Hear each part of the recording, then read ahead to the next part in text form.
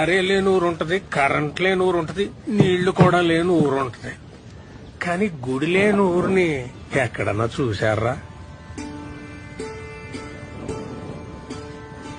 ఉండరా ఉండదు కదా. ఉండదు. అలాంటి ఊరే ఉండదు. ఎందుకో తెలుసా? ప్రతి గుడిలోని దేవుడు ఉంటాడని కాదురా, ఆ గుడి ఆ దేవుడిగా చెప్పాలని, ఆ కథ మనకు గుర్తుండిపోవాలని కడతారా. మన రామాలయం సీతను కాపాడుకున్న రాముడు కథ కాదు చెప్పేది.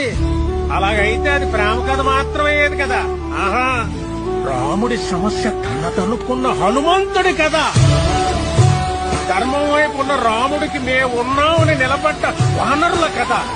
అధర్మంపై గెలవడానికి యుద్ధం చేసిన సైన్యం కథ అది. అందుకే రామాయణం లోక కళ్యాణం కోసం జరిగిందంటారు.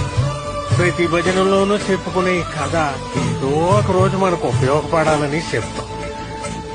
ఈ రోజు అవ్వాలరా.